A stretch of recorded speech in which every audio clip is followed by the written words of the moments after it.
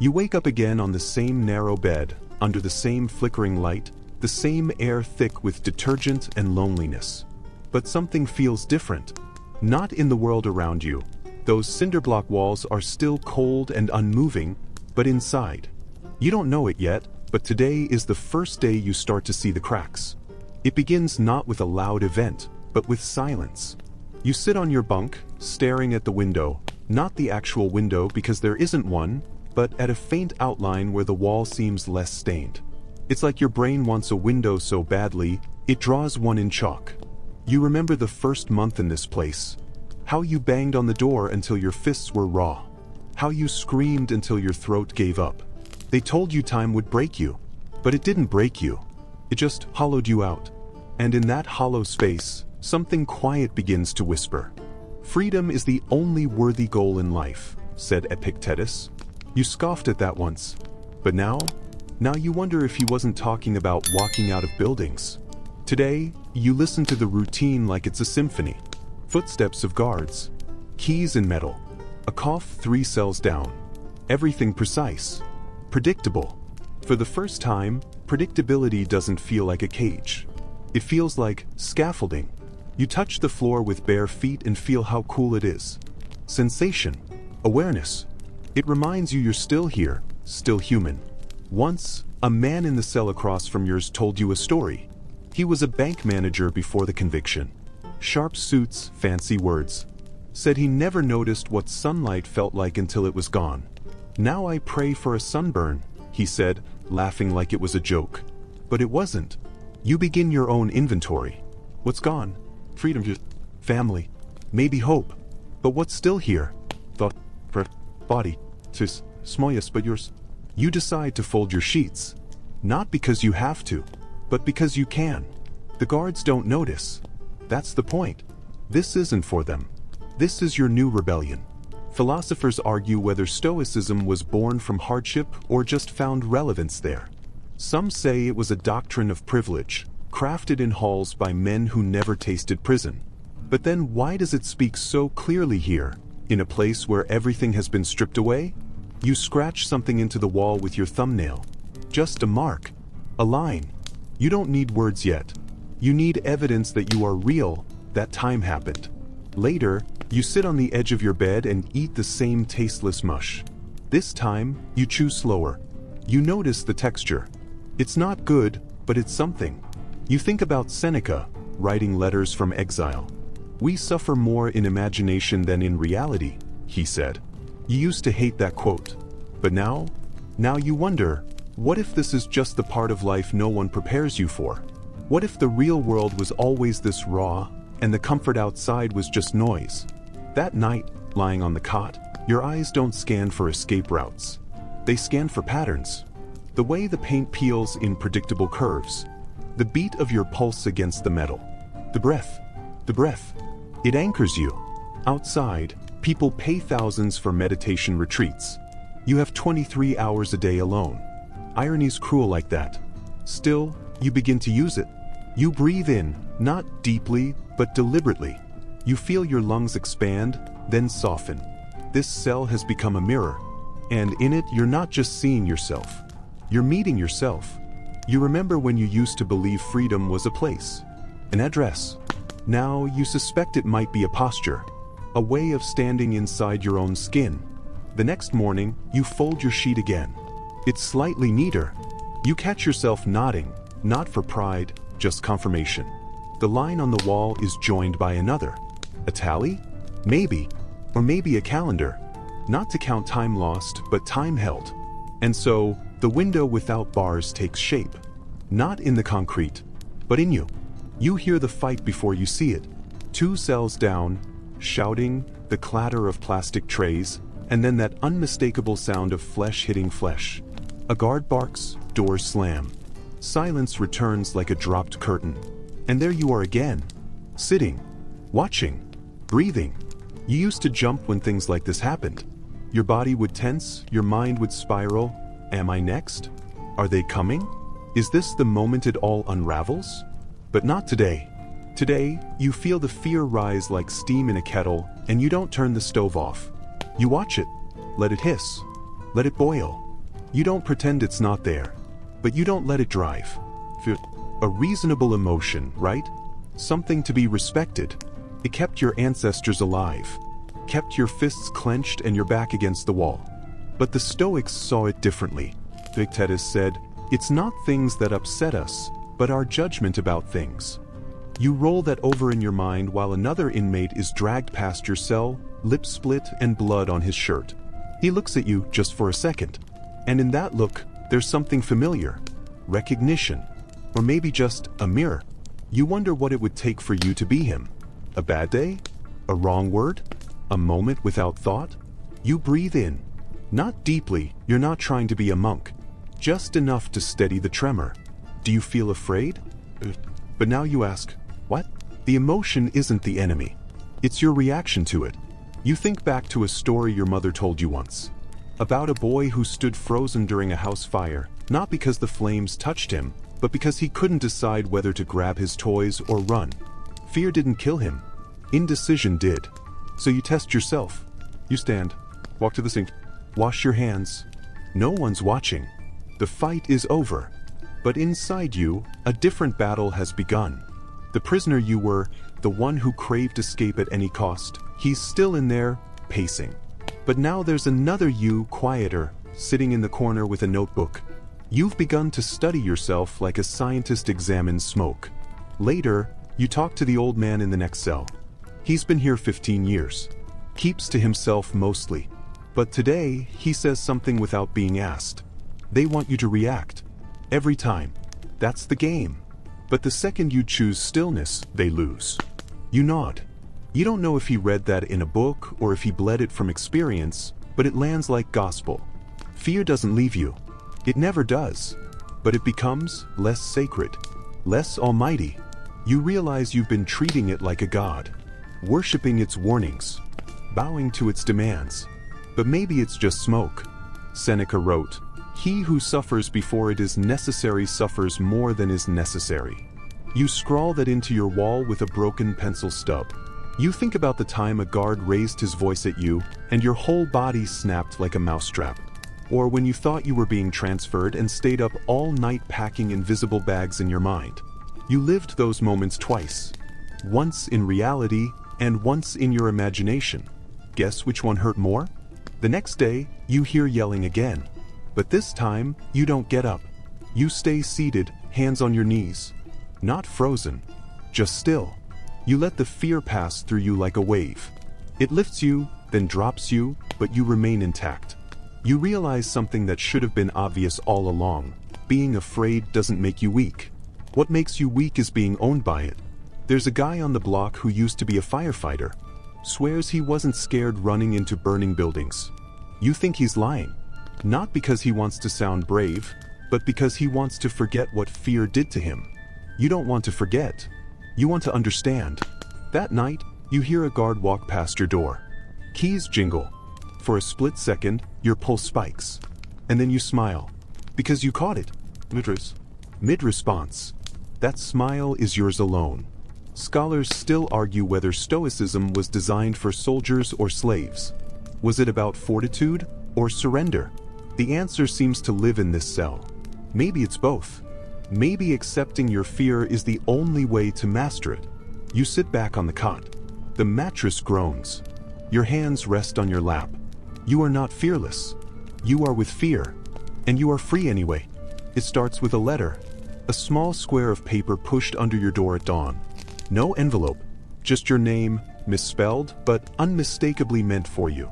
You stare at it longer than you read it. Your brother is getting married. Was getting married. It happened last weekend. They forgot to tell you. Someone remembered late, scribbled the news like a grocery list, and sent it along. A rushed favor. A check mark on a to-do list. You sit there, letter in hand, waiting to feel something. And then it comes, anger, but not the kind that explodes. The kind that coils, like a rope being slowly twisted. You think, how could they forget me? But you catch yourself just as the thought starts to take shape. You take a breath the way a stoic might. Not to kill the emotion, but to look it in the eye. This is anger. This is yours. And this is the test. Seneca once wrote, "Anger, An acid that can do more harm to the vessel in which it is stored than to anything on which it is poured. You never really understood that line until today. You walk to the back wall and sit on the cold floor, your back against the concrete. The letter lays on your lap like a burned photograph. Anger has always felt righteous to you. Justified. It made you feel powerful when everything else made you feel small. In here, anger is currency. Whoever burns hottest wins. But not today. Today you want to ask, what's on the other side of it? You remember a guy who threw a tray at a guard once. Not because of the food. Not even because of the guard. Because his daughter stopped writing. One less letter and he snapped. You wonder if you're next. The guards call it cell madness. Like it's an infection. Like your own thoughts mutate until even you don't recognize them. But Stoicism offers a different diagnosis. It says, the mind that is angry has forgotten reason. You clench your fists, then slowly release them. You picture your brother standing at the altar, the way you imagined it before. Clean suit, nervous hands, a smile big enough to crack the sky. Why weren't you invited? And again, the emotion rises, tries to command you. But you do something different this time. You ask, even if I had been there, would it have changed anything? You'd still be here. They'd still be there. Your absence doesn't shrink you unless you let it. A man in the next block screams something about injustice. Another starts pounding on his door. The noise climbs, like a symphony of fury. You stay silent, because today, silence is your rebellion. You remember Marcus Aurelius. How much more harmful are the consequences of anger than the causes of it? You wonder if your brother forgot you on purpose, or if he just forgot. But either way, you realize it doesn't matter. The pain isn't in the forgetting. It's in your insistence that you should have been remembered. You start to laugh. Not loud, not unhinged. Just a single breath pushed out through your nose. Because there it is. The truth. You wanted the world to orbit you. But it doesn't. And it never did. That realization isn't cold, it's liberating. You're not the sun. You're a grain of sand. And somehow, that makes you feel less alone. Anger is a performance. It demands an audience. But when no one is watching, what's the point? You fold the letter and tuck it under your pillow. Not because it means nothing, but because it means exactly what it means, and no more. Some historians argue that Stoicism was just a mask for trauma, a way for broken men to pretend they were whole. But maybe it's not about pretending at all. Maybe it's about choosing your chains. You lie back on the cot and close your eyes. The day moves on without you. Feet shuffle past. Metal doors clang. Somewhere, someone curses the air. And you do nothing. You let the anger pass through you like wind through a broken window. Tomorrow it will come back. In some other form. Another letter. Another reminder. Another missed moment. But next time, you'll know what it is. And more importantly, you'll know what it isn't. Sleep doesn't come easy, not in a place like this. Not when your thoughts are louder than the guard's boots, louder than the flickering light above your cell. But somehow that night you rest. And when morning drips in through the slit of your window, you wake with something unexpected in your chest. Not joy, not hope, but a kind of quiet, kind of stillness. You blink at the ceiling. Your body feels heavy, but your thoughts, light. Until the voice comes. It's Manuel. He's 2 cells down, been in and out for decades. Usually talks to himself, sometimes sings old soul songs like the hallway's his stage. But today he's crying. You've never heard him cry before. You press your ear against the wall. He's whispering her name, Maya. His daughter. The one he never met. The one whose photo he keeps folded like a sacred text under his mattress. She died last week. You hear it through the grapevine later. Fentanyl overdose. 17. You don't cry. You don't even blink. You just stand there, barefoot on concrete, listening to the grief ripple out of a man who thought he'd already lost everything. And yet, somehow, there was still more to lose. You think about opening your mouth, saying something. But what would you say? Instead you sit, not out of helplessness but out of choice. Because you've come to understand something the outside world seems to forget. Some pain doesn't need to be fixed. It just needs to be carried, like a stone in your pocket. like a shadow that never leaves you, but also never swallows you whole. Epictetus said, "It's not what happens to you, but how you react to it that matters." You used to think that meant be tough, but now you think it means be honest. And honesty right now means this: you're not okay, but you are still here. There's a kind of strength in not rushing to fix the unfixable, in not filling the silence with empty words, in letting grief be what it is, an ocean that doesn't need you to swim, only float. You catch yourself remembering Maya's photo, a little girl in a birthday hat, frosting on her cheeks. You saw it once, briefly, when Manuel showed you, back when he still believed he'd see her again. You close your eyes and whisper her name. Not for him, for you. Because this is the emotion Stoicism gets wrong, sometimes. They try to tame it, to dress it in logic. But grief doesn't bow to reason. You don't conquer grief. You companion it. You think of Seneca writing, "What need is there to weep over parts of life? The whole of it calls for tears." You wonder if that's permission. The rest of the day, the block is quieter, like everyone's holding their breath. You notice things more, the way your food tray slides just slightly to the left when you drop it, the way the air smells faintly of bleach and regret, the way one guy, a kid named Eli, sits with his head against the wall for hours, saying nothing. Later, you see him pass you a note. No words, just a single line drawn in pencil. A wave, a hill, a heartbeat. You nod. You've both felt it. Historians argue about whether Stoics suppressed their emotions or transformed them, whether Marcus Aurelius wrote his meditations for himself or for future emperors.